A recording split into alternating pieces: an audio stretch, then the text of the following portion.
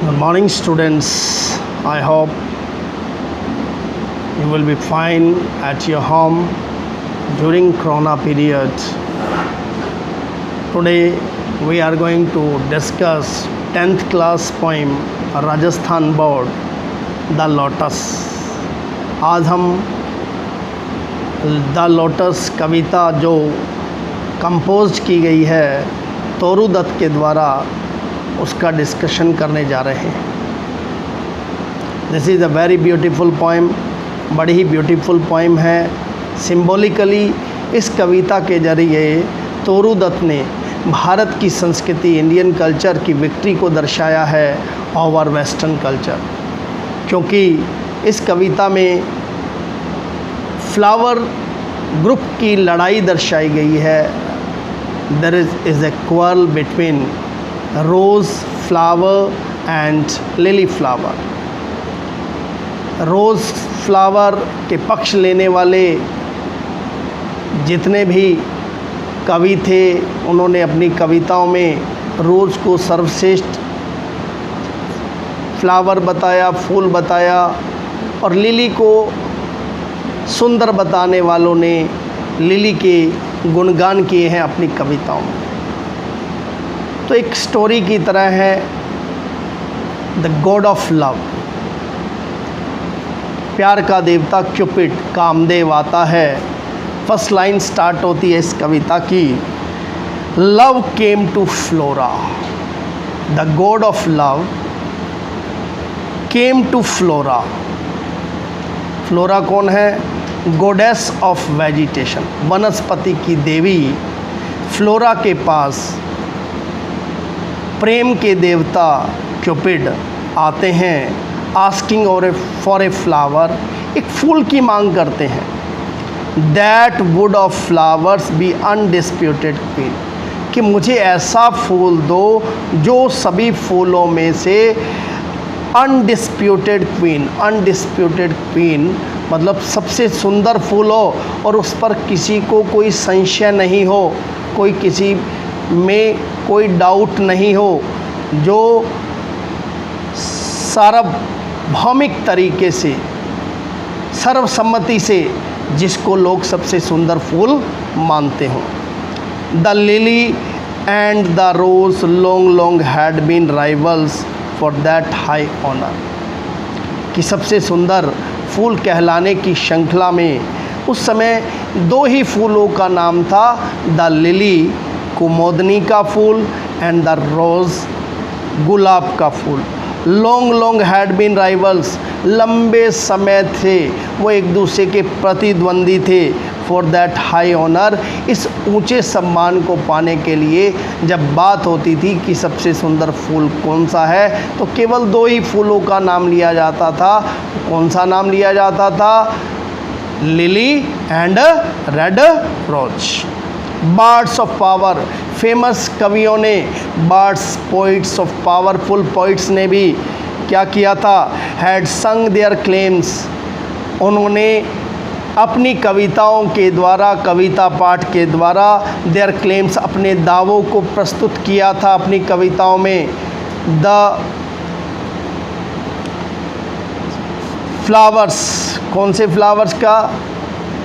The poets who favours rose flowers, जो rose flowers के पक्ष लेते थे, वे अपनी कविताओं में रोज़ के गुणगान करते थे, गुलाब के फूल का गुणगान करते थे। जो लिली के पक्षधर थे, जो उनका फेवर लेते थे, वो कहते थे कि लिली जैसा कोई फूल नहीं है।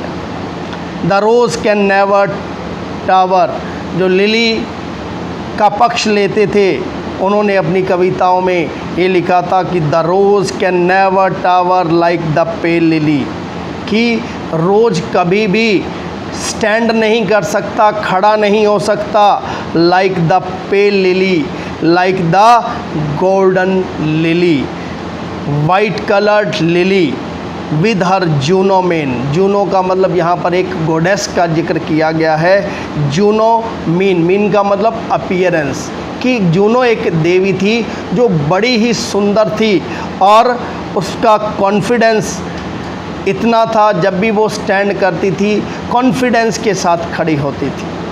वो कहते हैं कि रोज़ कभी भी, लिली का फेवर करने वालों ने कहा कि रोज़ कभी भी लिली के समान खड़ा नहीं हो सकता। जिस प्रकार से जूनो अपनी ब्यूटी अपीयरेंस के कारण, कॉन्फिडेंस के कारण बिल्कुल स्टैंड सीधा खड़ी रहती है, उस प्रकार से तो रोज़ कभी भी नहीं कर सकता।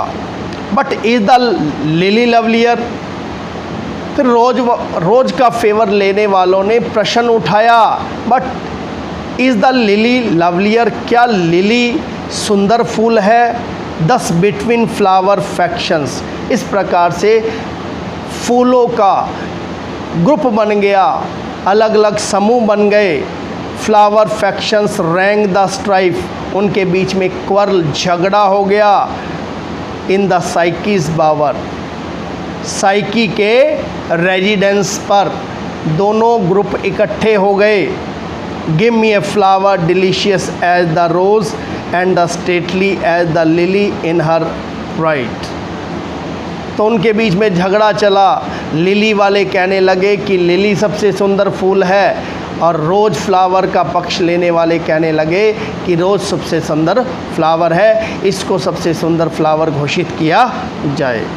अब god of love, give me अब गॉड ऑफ लव फूल मांगने आया था। Give me a flower delicious as the rose, कहता गिव मी ए फ्लावर, मुझे ऐसा फूल दो जो डिलीशियस हो, स्वीट हो, एज द रोज़, किसके जैसा?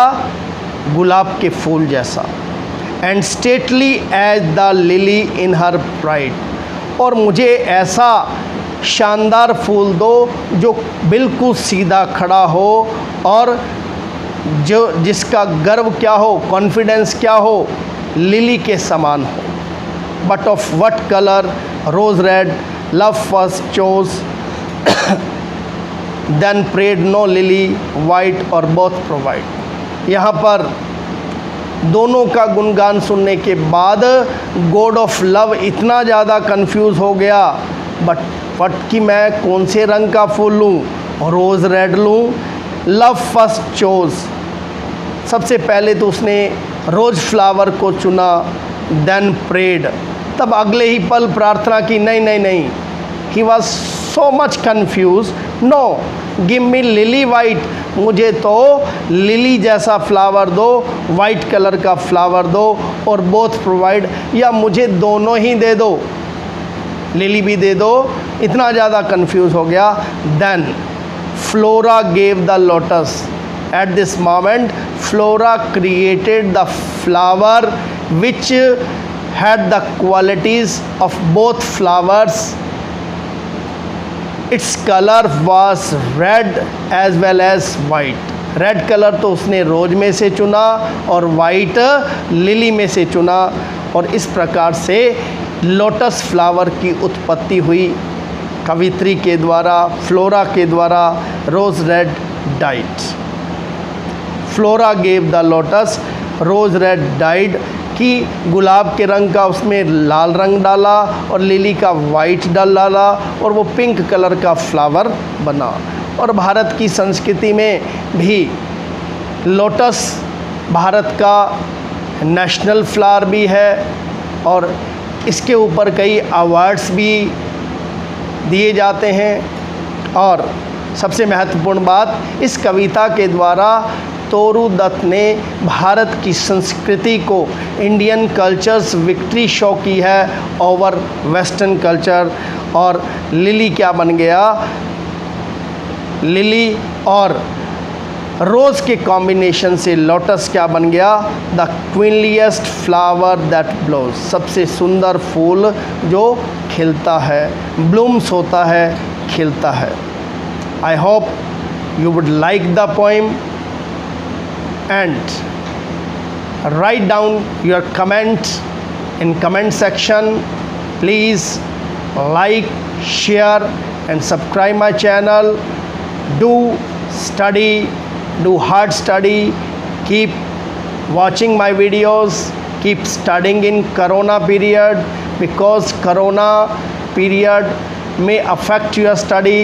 This is the only way we can provide you. Thank you. Have a nice day.